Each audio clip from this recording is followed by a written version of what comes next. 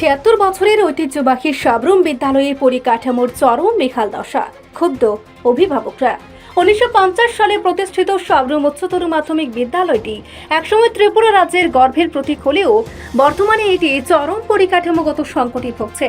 প্রায় ৭৬ বছরের পুরনো এই ঐতিহাসিক শিক্ষা প্রতিষ্ঠানটির সুবর্ণ জয়ন্তী হলের সিলিংয়ের পলিস্তারা খসে পড়ছে এবং বৈদ্যুতিক তার বিপজ্জনকভাবে জ্বলছে।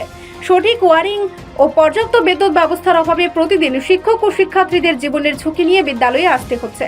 শ্রেণীকক্ষগুলোর অবস্থা জরাজীর্ণ এবং বিদ্যালয় চত্বরে এখনো কোনো বাউন্ডারি ওয়াল তৈরি হয়নি।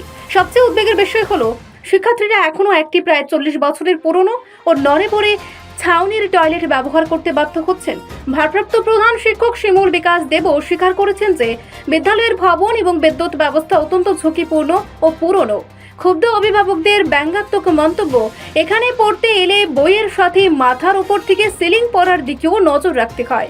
একটি ঐতিহাসিক সরকারি বিদ্যালয়ের এমন চরম দুর্দশায় স্থানীয় বাসিন্দা, অভিভাবক ও প্রাক্তন ছাত্রছাত্রীদের মধ্যে তীব্র ক্ষোভের সৃষ্টি হয়েছে। শিক্ষার মন্দিরকে নিরাপদ ও যুগোপযোগী করে তুলতে তারা অবিলম্বে প্রশাসনের দ্রুত ও কার্যকরী হস্তক্ষেপের দাবি জানিয়েছেন। আপনার নাম? আমার নাম শিমুল বিকাশ দে। আমি বিদ্যালয়ের ভারপ্রাপ্ত শিক্ষক। বিদ্যালয়টির নাম? বিদ্যালয় সাবরুম উচ্চতর মাধ্যমিক বিদ্যালয়। এখানে যে সুবর্ণ জয়ন্তী হল আছে, সুবর্ণ জয়ন্তী হলের আমরা দেখতে পেলাম যে উপরের যে ছাদ আছে একেবারেই ভগ্নদশা। তো এই বিষয়টা নিয়ে আপনারা কি দেখছেন এবং কি ভাবছেন, এই বিষয়টা যদি জানাতেন। আমরা তো ঊর্ধ্বতন কর্তৃপক্ষকে অনেকবার জানিয়েছি, বিশেষ করে ছাদের যে সিলিংয়ের যে প্লাইউডগুলো আছে এগুলি বিপজ্জনকভাবে ছিল। তো গতকাল আমরা প্রোগ্রামের জন্য যেগুলি বিপজ্জনকভাবে ঝুলেছিল সেগুলি বাঁশ দিয়ে আমরা সরিয়ে দিয়েছি। এছাড়াও এখানে বিভিন্ন সময়ে বুনো পায়রা, তারপর অন্যান্য পাখি ময়লা করে রাখে। এটা ব্যবহারের প্রায় অনুপযুক্ত মতো অবস্থা। আমরা প্রতিবারই প্রোগ্রামের সময়টাকে পরিষ্কার পরিচ্ছন্ন করে উপযোগী করে তুলি। তো আজকে মাননীয় প্রাক্তন বিধায়কও এসেছিলেন, তিনিও বিষয়টা দেখেছেন এবং এর আগে ডিস্ট্রিক্ট লেভেল থেকেও যারা শিক্ষা আধিকারিক এসেছিলেন ওনারাও দেখেছেন।